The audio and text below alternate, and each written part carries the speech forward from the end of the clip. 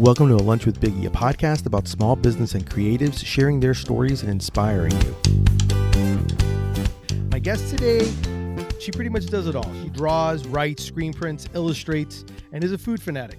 She's created a brand that sits at the crossroad of nutrition, science, and advertising, and flavor, where she draws, illustrates, and also writes about shelf-stable foods. Please welcome the creator of Indestructible Food, Sarah Dudek. What's going on, Sarah? Hello. How are you? Thanks for coming on during my lunch break. I really appreciate it. I know I've been asking for a while because I look forward to chatting with you. Same. What's your go-to lunch or sandwich? Oh gosh. I can't choose one, frankly. I'm a That's sandwich fine. individual. So I will say for lunch most days I will eat like an egg and rice and some sort of greens and whatever in a tortilla, some Oh, whatever, nice. Okay. mushrooms, whatever. So I do like a breakfasty luncheon burrito every day. Uh-huh. However, today it was hot and I made a whole wheat toast.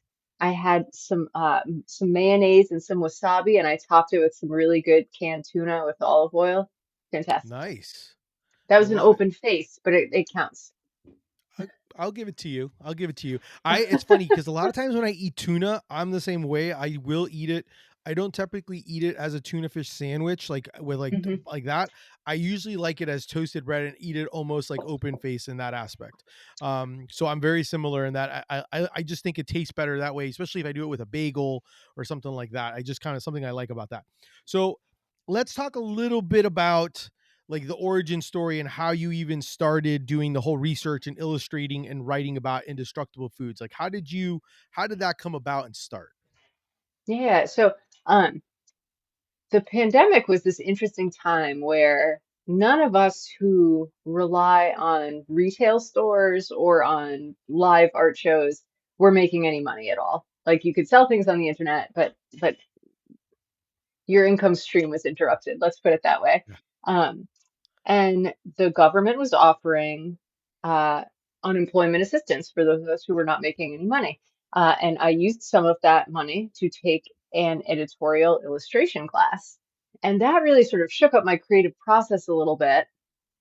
And that sort of dovetailed with uh, the news reports every night sort of being about food insecurity and about people waiting in line at food banks for miles long. And I just sort of started thinking about like, well, this is too many side notes, but I worked at like a health food co-op, a grocery store for a long time, and people were very judgmental about food and sort of, you can only eat fresh foods and you can only have things that only have three ingredients or less, all of these rules. And I was like, when the chips are down, when times are hard, shelf stable or like pantry staples are the things that keep us going. So Yeah. I kind of felt like if I did a little bit of research about these different foods and sort of talked about why they were invented in the first place, which is truly to grant access to people for foods that they didn't have access to, people would start to feel more enthusiastic about them. So that is sort of where that came in. And I love food. I love talking about food. I love reading about food. I love looking at food. Notice I didn't say I love cooking. I'm not a great cook, but I love eating. I love that. You Yeah. the one of the things that drew me when I was like doing my research about it, especially as you like during the pandemic and everything, and when you started this, you were an art director for an advertising agency. And Yeah. one of the things that I'd admired so much was that you decided you needed a break because you wanted to like kind of Yeah. like explore some of your own creative ideas, regain some of that passion. Can you talk a little bit about like that decision making of like how you kind of decided to just like take off and do it? And then what did you learn about yourself during that time off, like that break Sure. off? Yeah. So you make a really good point. Like, working in an ad agency is a wonderful way to get a ton of sort of more corporate experience and learn how to work with very big budgets and learn how to convince people to see things the way that you see them. But it also can be an 80-hour a week job. And really, you give up everything else for that. Um, and having gone to art school and sort of saying, like, I needed the stability of this sort of 9 to 5 or 9 to 9 job, as it were, um, and sort of being like, right, I'm working so much, I'm not spending any money. all right, I've got a little runway. I can take 6 months to just sort of do my work on my own. Um, what did I learn about myself during that time? I guess just that my the sort of like affirmation or compliments from other people mattered much less than I thought they would. Like I was like, oh, once I don't have a boss telling me I did a good job, like I'll fall all to bits. And it's like, no, because my inner critic is so loud, it drowns out anybody else's positivity anyway. So it really didn't make much difference at all. Uh, but yes, I don't know if I answered the question, but I hope that I No, no, I think you did. I think you did. Now, are you currently, so obviously like now you're doing obviously indestructible food. You do indestructible food. Is that your full-time thing, or do you what else are you doing besides that? Cuz like in my world, like I have a full-time corporate job, but then I Uh-huh. also do Deli Fresh Threads, and then I also do the podcast and all those things, and I kind of just Right. I'm kind of blending the all of it. So it's kind of like a whole bunch of full-time jobs all blended into Yeah. one. But I Uh-huh. do it cuz you enjoy it. But so I'm kind of curious Right. on your end, how does that work for you? Yeah. You're taking advantage of multiple revenue streams, which I always advise people to do. Yeah. Um, um, and same. When people ask me what I do for a living, I say that I'm an artist, and I feel like that's true. Yes, I teach a couple of classes at the Massachusetts College of Art and Design. I do sort of screen printing activities for folks. If there's a group that has a mission that I'm passionate about, I'll show up and make prints with them and their guests for the day. I do some social justice and community involvement stuff, as well. Um, but yeah, there's a lot of stuff.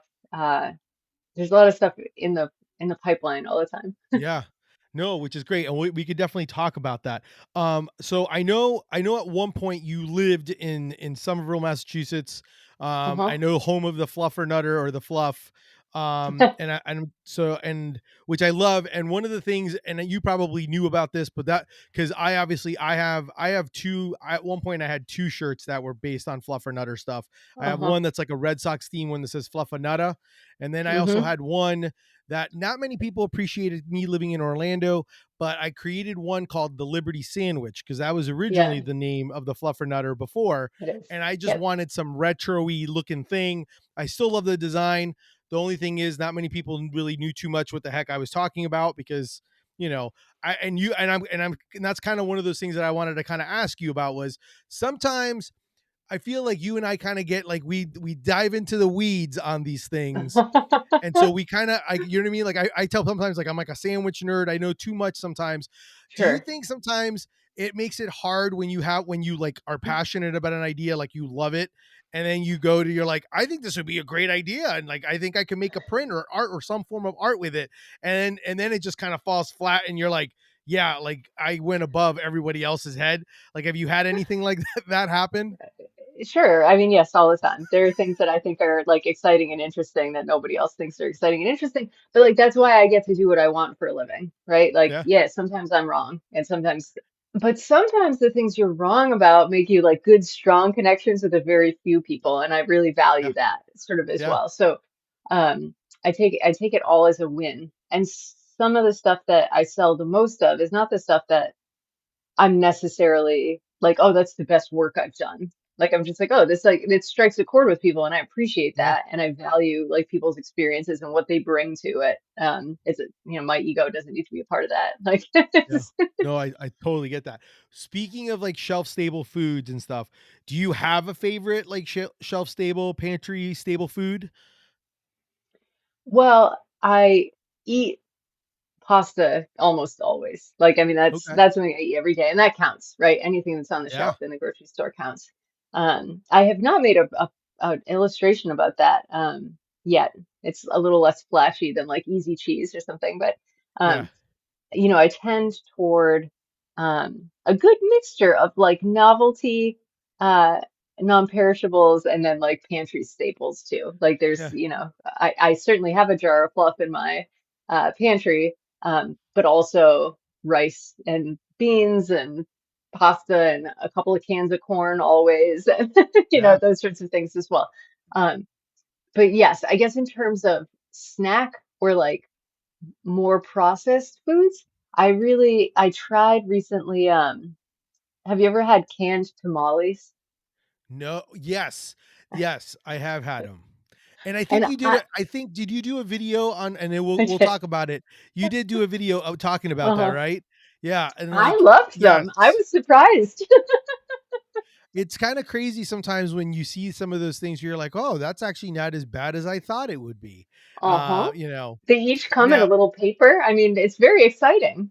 yeah, I love it. I think it's I love that. What would you say has been your most like was there something like at what point in the process of you when you started coming up with this idea of doing indestructible foods was there a point where you're like, oh, I have something here, like this is like I think I hit something, like what was it that the aha moment where you're like, oh, Yeah. I gotta keep going.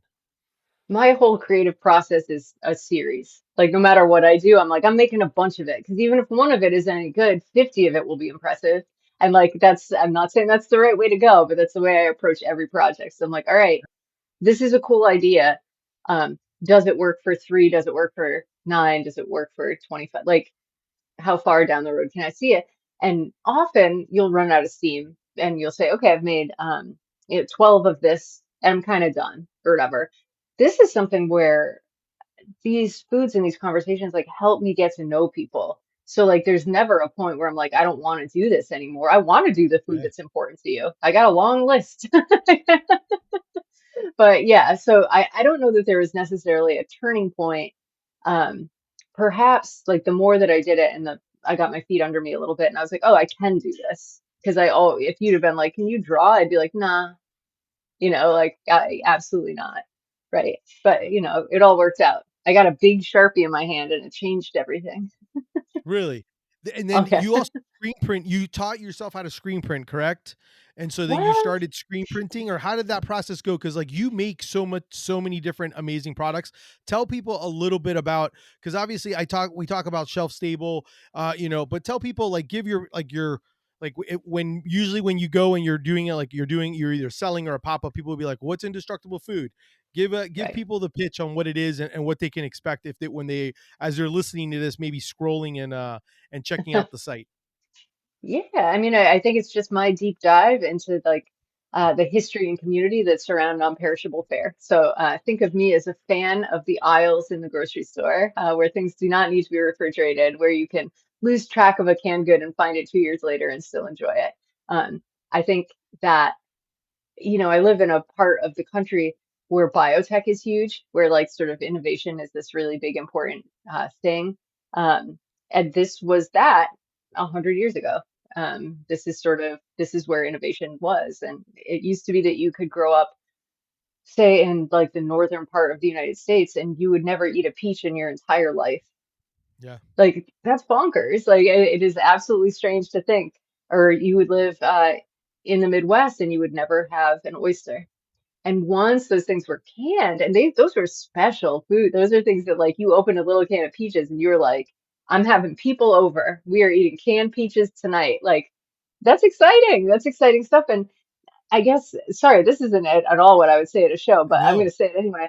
Um, I think food is this incredible way to have a really inexpensive adventure. And that's why I love it so much. I came from a family where we didn't have like a ton of extra dollars. Um, and the idea that I can sort of go to the grocery store and buy something for 2.99 that I've just never tried before and share it with a friend and we're both exclaiming about it and it's good or it's horrible or what like and we have this little complete experience for $2.99 or whatever it was. Like um that's that's awesome. That's like a very cool way to Yeah. experience food, I think. And so that's what I And hope. My work gives you like a little way to have an adventure with food in a very low impact, way. you pretty much provide it in a variety of different formats from what I've seen. Everything from like towels and prints, I believe stickers, Yeah. and what other I guess mediums or avenues can they actually see and purchase your products? I have like zines and t-shirts and stuff.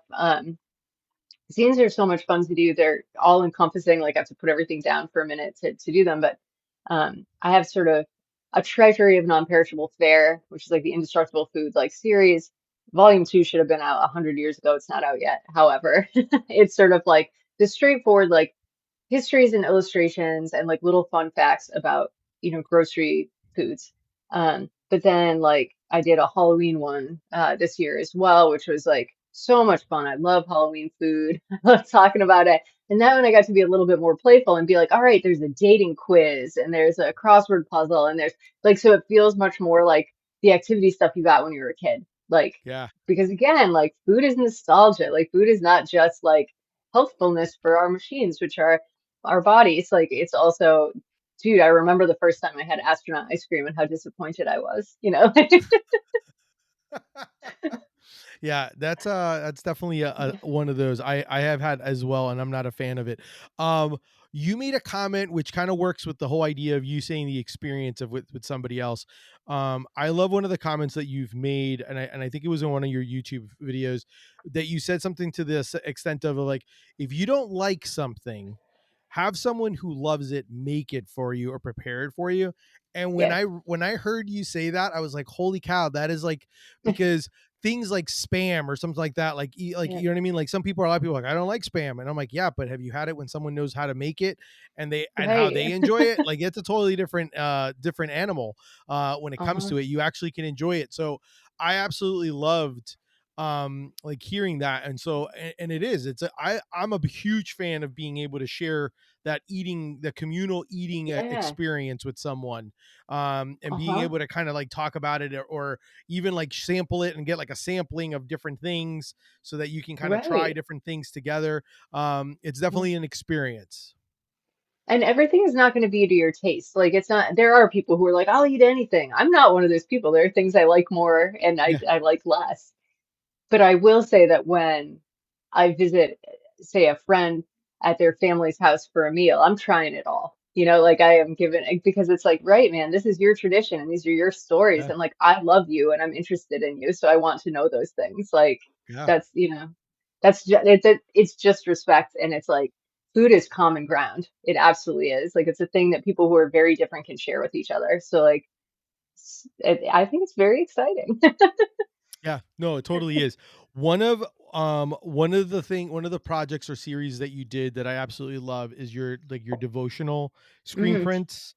I think they came out so good. I think I even reached out when I first was introduced to you. I think I even reached out and be like, "Hey, are you ever going to do a sandwich one?" I was like, "I'd love to do one with you, or at least I'd buy a Yeah. sandwich one from you." I was like, because like the devotion, like I just think it's such a great, it's just a great concept that kind of connects with all the Yeah. other things that you've done. It just kind of, and that's the thing I love. I love seeing brands that kind of understand that, and they're like kind of all kind of interlock and kind of intertwine Yeah. with one another, but they stay consistent with what the message that they're trying to do.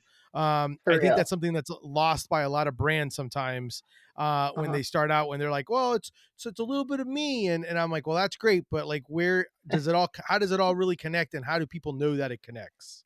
Uh-huh. And who is it for? Like Yeah, that's the thing that I sort of always am like hammering home when I'm talking to people about building a brand or building a business is I'm like, no one likes that friend who's like, listen to this dream I had and just tells you a dream for a half an hour. It's boring to listen to someone talk about some imaginary thing. What does it matter am I in the dream or am I not? And yeah, it's like, right, if somebody is in the dream, if they're in your brand, then they want to hear about it. And if they're yep. not, then they don't. Like, and it's hard to get that across. Especially for younger people who have lived their lives on social media in this way that they're like, there's this performative aspect to everything I do, and me just being there is enough. And it's like, no, like asking other people what makes them happy or what opinions they have or how they feel like they can contribute to something is that's where you get traction, I think. Yeah, no, I totally agree with that. Do you see other, like, as you're talking with individuals about entrepreneurship, and is there a common theme that you've noticed or that you're seeing that, like, obviously, like, my biggest thing of the two big things I've always told folks is like, you know, progress over perfection, and the fact Uh-huh. that this isn't a race because we live in like a microwave Yeah. society. It feels like, is there Yeah. anything else that you've kind of noticed, or advice that you've given folks like that are trying to start, or that you're seeing them stumble upon that's like a hard roadblock for them? Yeah, I think there's a few things. I think for creative pursuits in particular, there's this idea that like there's this elusive muse, or there's like a time that you're going to be inspired and you're going to make, and it's like, no, like show up and do the work over and over again. And some of it's going to be terrible and some of it's going to be great. And that's it. Like you've just, it's a job. You're Yeah. working, and the more you work at it, the more wins you have, and the less you work at it, the rustier you get. And there's going to be ebbs and flows throughout that career. It's not like you're going to be firing on all cylinders all the time. So I think that's really important.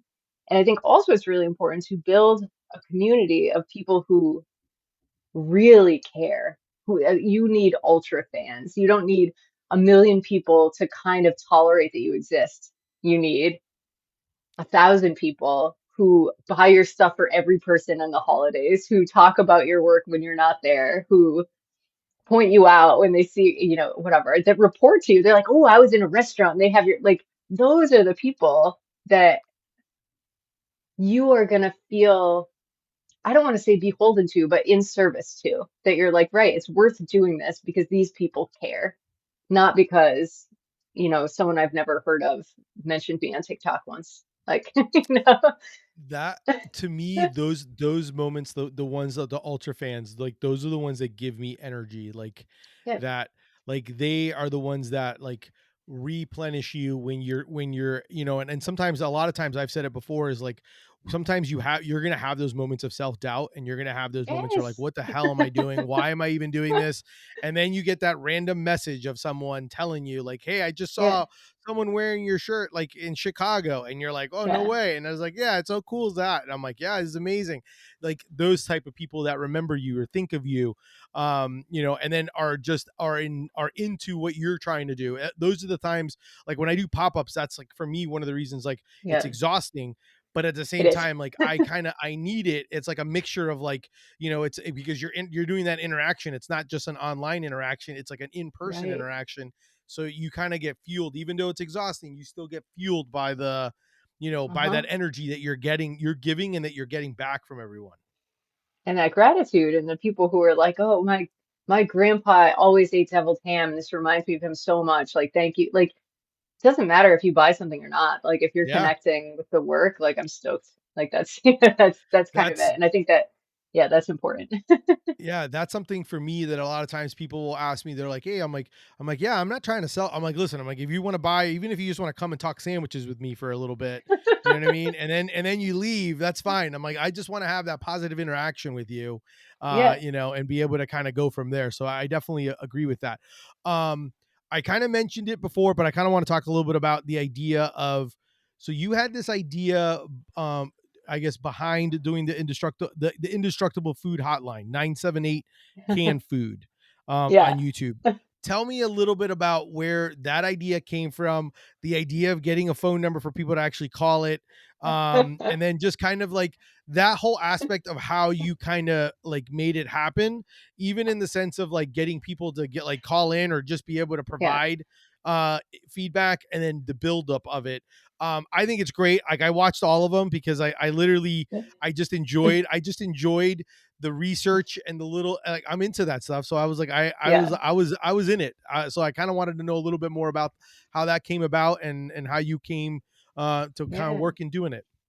And I'm excited to talk about this as um as we've talked about on the periphery a little bit, my sort of family life is a little bit off the rails right now. So Yeah. that project is on hiatus, and I hate that it's on hiatus because I love doing it and I have a lot of calls I got to get back to. But yeah, so like my entire advertising career, I was always trying to sell a hotline. I'm like, you know what you need? You need a hotline. Like that's what people want. They want to call a hotline. Like absolutely. And guess what? Every brand said, no, thank you. Chevrolet doesn't want a hotline. Fage Greek yogurt, no thanks.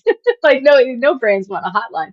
Um, and you don't forget the stuff that you're like, right, but like there's all these tendrils to it that are really interesting. So I was like, well, shoot, then I'll have my own hotline. I don't, whatever. Um, I love the idea of bringing food history and food information to people in a less academic way. I think it's great to have articles or books that people can read, but not everybody wants to approach information that way. Some people, it's easier for them to understand stuff that they hear or that they see. So I just love getting information out there in a lot of different ways, and I felt like it was a pretty fun way. um, to sort of quick fire answer questions for people. Yeah, that's really it. And I got to do what I love, which is like wear an outfit and sit on a set. So like that's appropriate too. Yeah, no, I mean, you did a really good job on it. It was it's something I enjoy, and I know it'll probably come back. So I think it'll be something that I think that'll be great. Now it makes me want to have some kind of hotline to do that. Did you just You do like a should. Google number? Did you just do a Google number, or did you just get? How did you kind of set that Yeah, part up with the phone number? I was like, what's yeah, it is a Google Voice number. And I was like, all right, what could it spell? Because it has to spell something or it's not a Yeah, hotline, right? of Like, course. so I was like, and I was like, well, it can't spell canned food, but it can spell canned food, and that might have to be that was like the easiest seven letter sort of abbreviation that I could come up with. And then yeah, I just looked until I found an area code that had that number available, and it happened to be close by, Uh, so I Massachusetts. was gonna say it's a Massachusetts number. When I It saw it, I was like, is. man, I'm like, this is like meant to be. When It I is. saw that, so I was like, that is awesome. Very, very Uh-huh. cool. What are some misconceptions you think that people don't consider when it comes to indestructible foods? I think that people will sort of be like, it's Funyuns. And it's like, it can be Funyuns, but it doesn't have to be Funyuns. And I think Yeah, um, I will, there's certain foods that are really funny and fun to recognize and talk about. And those tend to be um, maybe less traditionally nutritious. That's the way that I'll put it. And people are sort of like, that food will kill you. Like, and you're a bad person for talking about those foods, which is intense, right? Like people really yeah, do. Like it is a moral failing on my part that I'm doing this work. Not to everyone, but to a certain subset of people, it absolutely is. Um, and I just sort of come to it from this point of like, right, well, dried lentils are okay, yeah. Like that's a shelf stable. Like shelf yeah, stable foods are like this vast variety, and yeah, some of them are really good for your soul. Like, comfort food is called comfort food for a reason, right? Like when we're hurt, when times are hard for us, like we revert to things we had as kids. And that might be Campbell's soup with all the sodium, right? Or yeah. like it might be um Kraft macaroni and cheese, out of the box. Out of the box. Yep. Even if you make a roux on your own most nights now, it's like great, but there are certain things that are pretty important for you to experience um, for your mental well-being. And it's like nutrition is one thing. I don't ignore it, but I think that I am a very sort of like Julia Child. Like there's room for everything. I'm not like Julia Child, but I appreciate that she said there's Yes. room for everything You in your und yeah. diet. You're not Julia Child's cooking, but you understand where her vision comes from. I totally agree with that.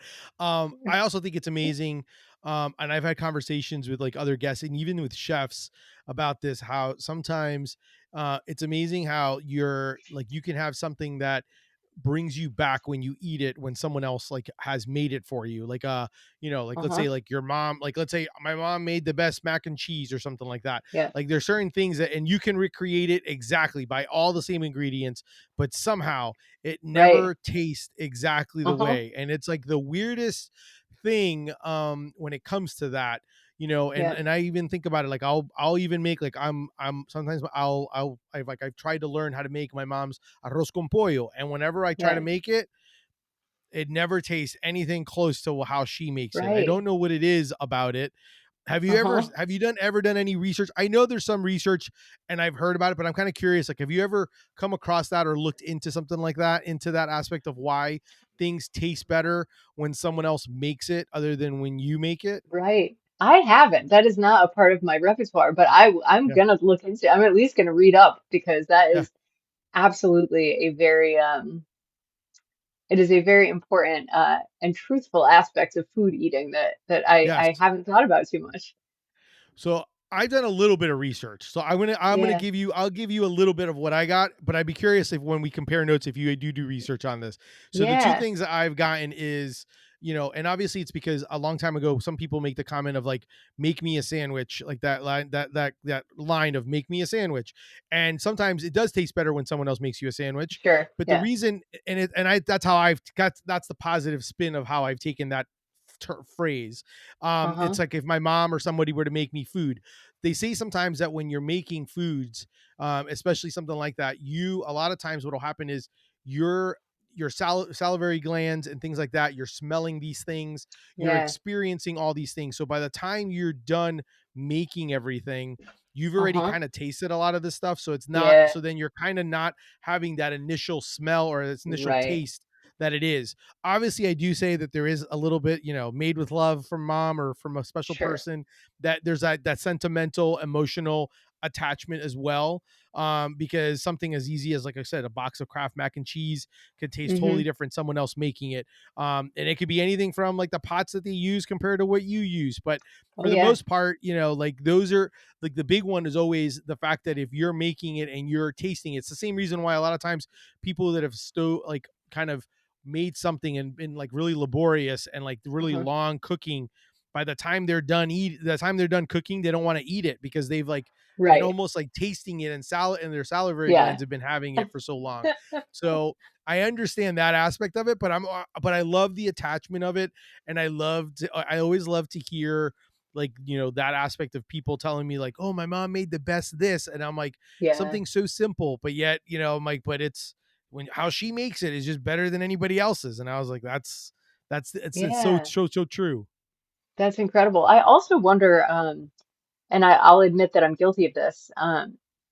Sometimes when you are confronted with an actual recipe, say your grandma writes down how she makes something, um, and you see how much salt is in it, or you see how much, and you're like, oh gosh, like we have these rules for ourselves, right? We're like, ah, the Yeah, doctor told me I got to cut down on sodium, or like that's a lot of butter. Like, and you're like, okay, well, maybe I'll just cut back like a little bit on, and it's like, great, well, now you've ruined it. Like, that's not, yeah, but, but I think, yeah, I think there's, I'm not saying in all cases, but I have certainly sabotaged myself here and there when I'm like, oh shoot, like I gotta make sure my blood pressure is in good shape. And it's like yep, once in a while you can have something with a lot of salt in it. yeah. Once in a while you can.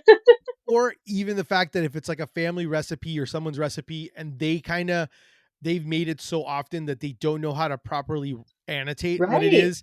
So they're Uh-huh. like, "Oh, just a pinch." I'm like, "Well, what's a pinch? Is it a your pinch or Right. what's a pinch? Like a teaspoon? Like what it like no, no, Right. you just put."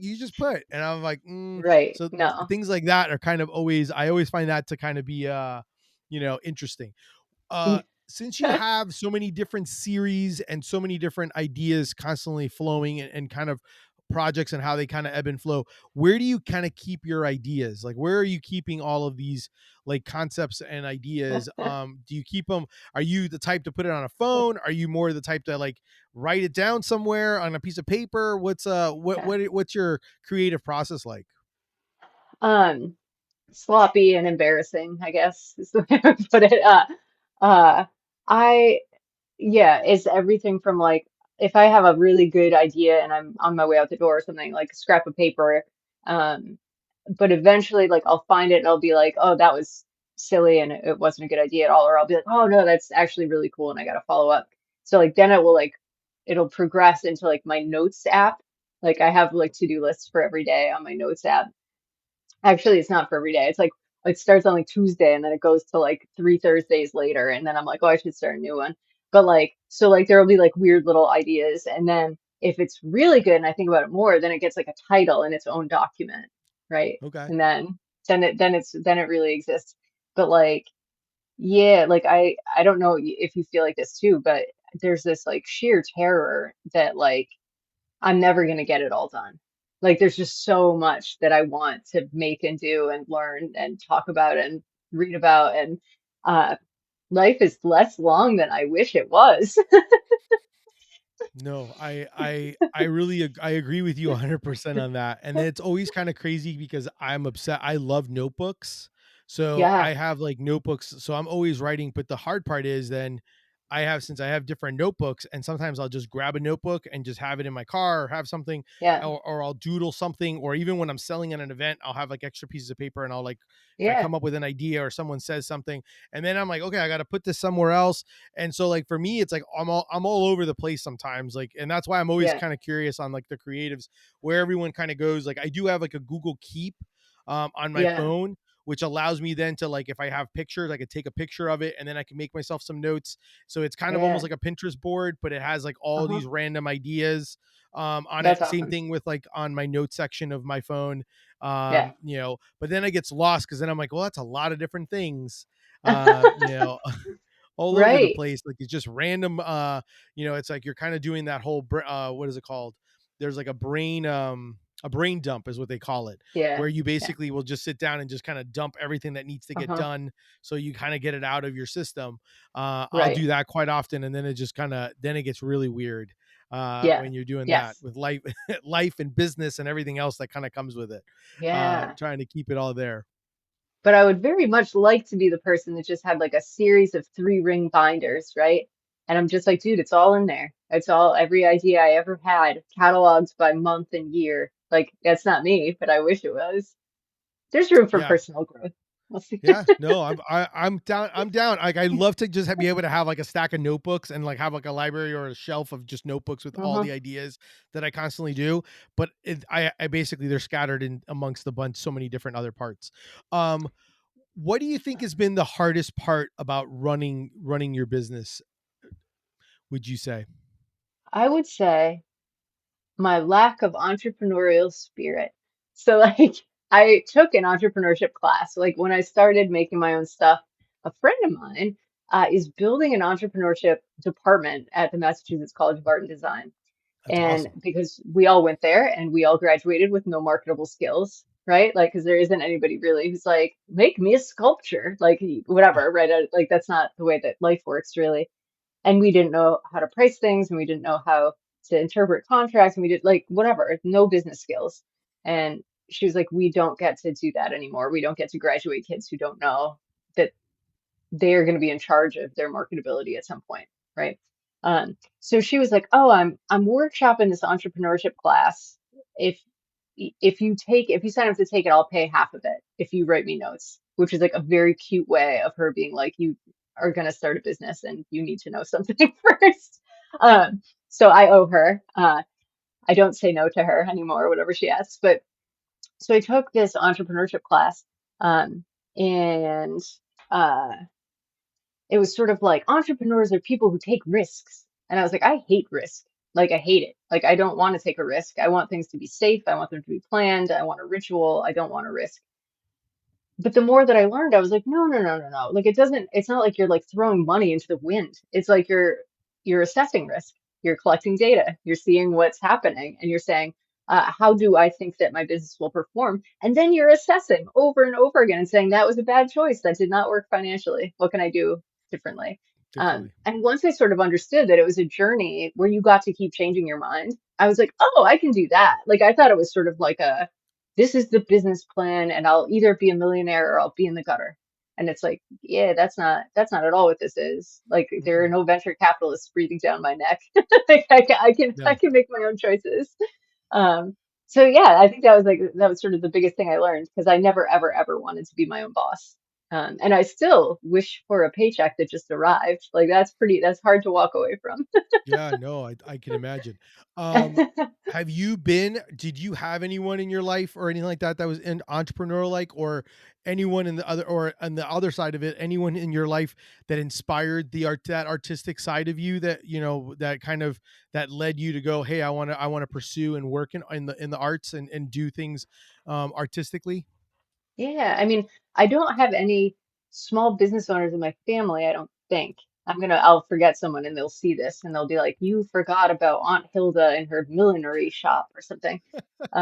However, I don't know that, but um, both my mother and my father and my aunts and my grandmother, to a certain extent, all were artistic human beings and all sort of explored visual mark making in their own ways. And my father is really great. Is he carves a lot of stuff, but he also does like a kind of a lot of 2D stuff. And there's a point where he was sort of like making flyers for events that weren't going to happen and hanging them up around town, like just like a like weird good I ideas, love like it. and sort of he was the person who sort of modeled for me that you get to start over as many times as you want. Like he was a businessman taking care of the family, doing that for a certain portion of his life. Then he started doing more and more. And he's like, listen, I'm going to retire early. I'm going to structure my life this different way so that I can like make art all the time. Like you get to choose. And no one, there's not like you have chosen to be a milkman, so you always have to be one. Like you can say at some point, no, now I'm a sandwich impresario. I love it. I love it. Uh-huh. That's that is super that's super awesome to see that. And then the mere fact I will and I always appreciate and I always love the fact that when people recognize like your friend who basically said, "Hey, you're going to take this class," basically kind of pushing you. I love having people like that that believe in you and see something and be like, "Well, I'm Yeah, going to push you towards that," cuz that's something a lot of times that, especially like I don't know, you tell me, did you have pushback or did people that come back and tell you when you said, "Hey, this is what I'm thinking of doing or I'm working on like a passion project that I'm working on and doing," that people come back and be like, "That's crazy. Why would you want to do that?" Cuz like I got that numerous times and sometimes yeah, I had to feel like I had to apologize.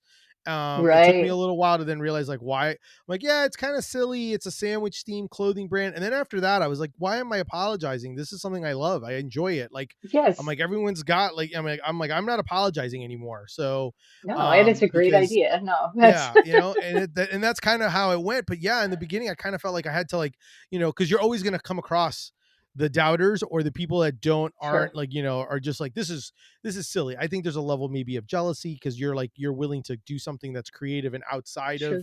the norm. But what are your thoughts on that? Like, and did you experience a lot of that in the beginning?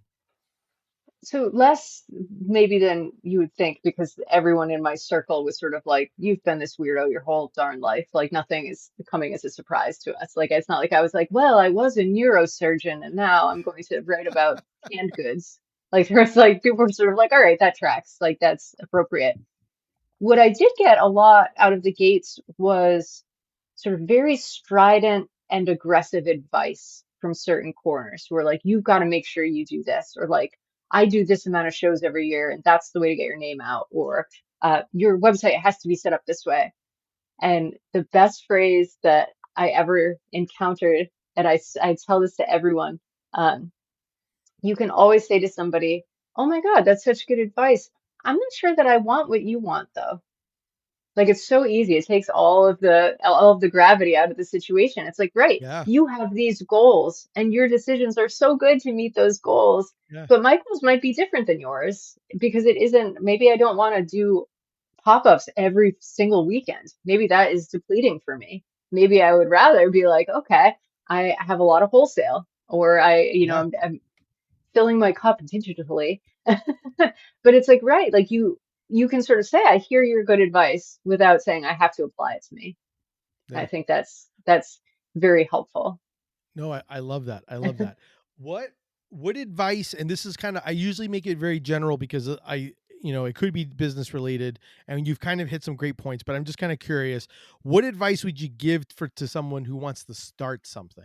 I would say make sure you have enough runway. So like I had enough money to sustain myself over my unprofitable first couple of years. You're gonna have an unprofitable first couple of years. That's sort of it's very rare not to, because you are building an empire, and that's not what I should say. Empires are out. You're building a strong community is what I want to say. Um, and that takes time and it takes dedication and um, you need the financial resources so it's not a stressor. I think that that's Yeah, incredibly important. And whether that means that you're getting some grant money or whether that it means that like me, like I'd saved up some money. So I just knew that I could coast for a little while and I'm cheap. yeah, So I don't spend much money on anything. I was like, okay, um, finding a way that you're not like, I had to order 300,000 of this keychain to get it. And it's like, don't do that. Like those sorts correct. of things. Those are the mistakes that haunt you. So yeah, making sure you have enough runway. Um, and then also like treat it like um treat it like a job. Like, and I don't mean like a fancy job, I mean like a job. Like I worked at a Star Wars kiosk when I was in high school. All the prequel movies were coming out, so like I would sell all the action figures. It's like a toy Awesome. kiosk. Um, and was I like the best person to do that job? No. But did I question it? No, it was my job. So I showed up every day and I sold Boba Fett's limit two per customer or whatever, like because that was my job to do. And I always think that like when you're starting something, constantly asking if like you're talented enough or you're dedicated enough or you're interesting enough to do it, like isn't helpful. You're just showing up and selling two Boba Fett's every day. And like that's okay. Like you're the person who is doing it. It doesn't matter if you're the right person to be doing it. So Yeah. like I think like a more blue collar approach to a creativity is a really good thing to keep your claws dug into. Okay, before we wrap up, I have I was kind of curious. I know my episodes tend to be evergreen, but I definitely want, as people start looking and seeing you on social and stuff. Do you want to talk about? Do you have any projects that you're kind of excited about, trying to work towards, that you're looking at, or kind of thinking that you want to share? Yeah, yeah, I'm so excited. So, we talked a little bit about my being from Somerville, and marshmallow fluff is a very important product to those of us who live in Somerville, and it's what I like to call an identity food. So these are Yes. foods that whether you eat them or not, they're a part of your identity. They're a part of your background. They're something that you um, will mention in casual conversation with people who are not from your area, right? Yep. And like autocrat coffee syrup is that for a lot of people here in Rhode Island. Old Bay seasoning is this for a lot of Mid-Atlantic folks. I'm sure you could name Yeah. some others. So I love identity foods. Like I that is sort of my passport to getting to know different communities. But every year in Somerville, there is a festival that celebrates marshmallow fluff because the original Yes. inventor of fluff is from Somerville, although it's made in Lynn. Shout out to Lynn. But like the original inventor lived in Somerville. And we throw this big festival every year, this big party. And there's musicians and artists and food and games and just general joy around something that everyone can get behind, which is spectacular. And this year, I have been invited to do a project in conjunction with the festival, which will be a marshmallow fluff micro museum. So I am gathering, I have a space, 164 square feet, so very small. It's like somebody's bedroom. Um, Yeah. uh, and there are going to be exhibits about sort of the history of fluff, fluff in space, when they tried to ban fluff from school lunches.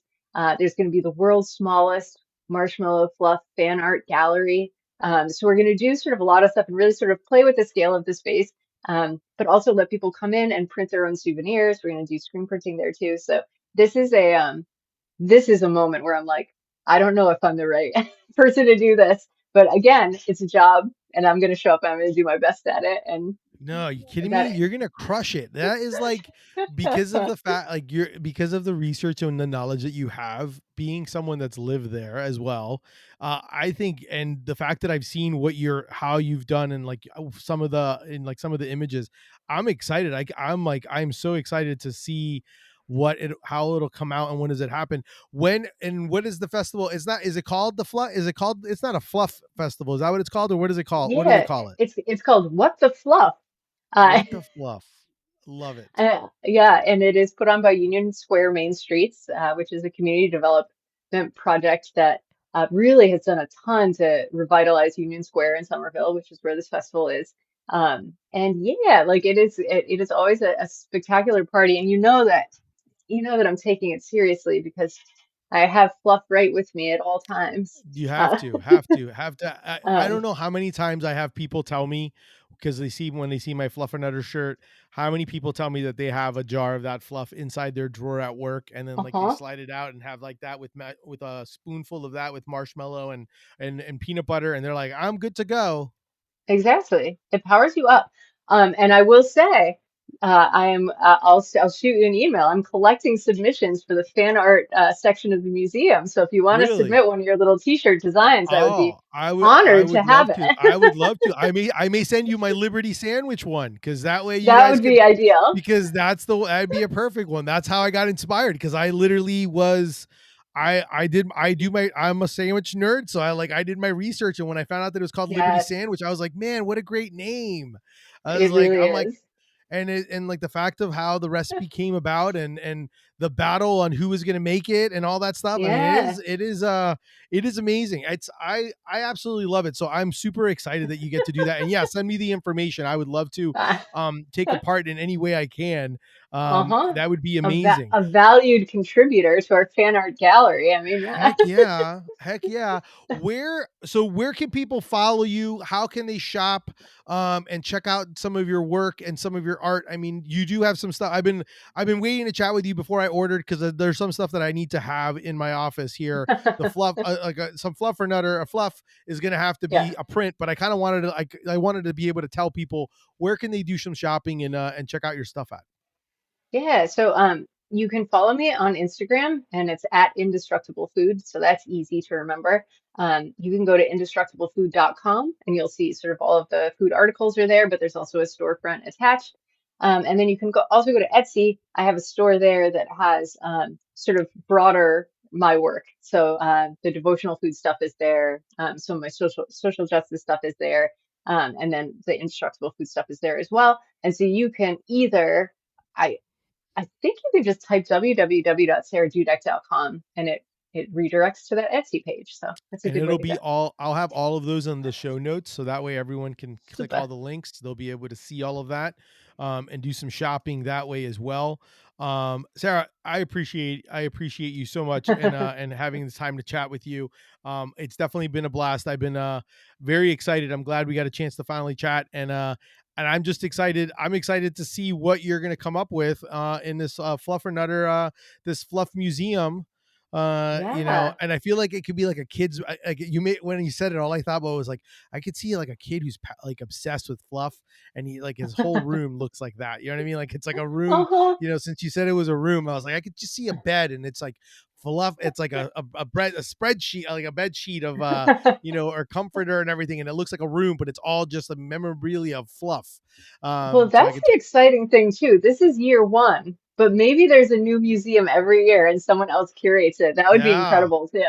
No, that would be amazing. Um, Now I want to know ahead of time when it is so that I can somehow figure out a trip so I can go visit it when it is. September 19th is the day we open, so I Are you think serious? it's mm-hmm. Oh, I may have to my birthday's on the 20th and I was going to go to Chicago, but I might change I might You might change have my to come to trip the fall festival. because I then mean, I yeah. could do that and I could maybe do Sandwich, Massachusetts and eat a sandwich in Sandwich, Yeah, Massachusetts, that's important to do. Yeah. and those are because I was going to go do Sandwich, Illinois, because that's another sandwich Oh, place, and yeah. I was going to do that and do Chicago. But maybe I'll switch it up and maybe I do that instead, and then it gives me an excuse to go see the to go to this. That might be well. I'll have to do some research and talk to my wife about that. Right. That's a great one.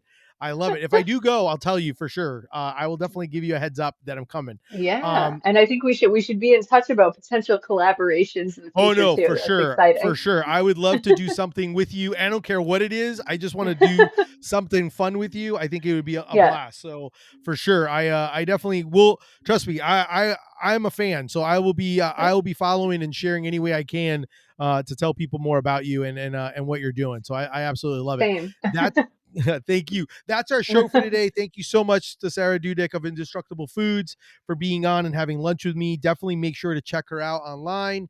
I'll put all the information on the show notes for you to be able to follow. If you enjoyed the show, definitely make sure to subscribe. If you want to support me, check out my brand, Deli Fresh Threads. Do some shopping there. Tell your friends. Obviously, follow the Instagram. Lunch with Biggie Instagram. It's got a whole week. It's going to have a whole week of Sarah and Indestructible Foods as well as all my guests. Definitely give them a follow. Check them out. Thank you. Until next time, keep eating sandwiches and follow your passion. Thanks, everyone.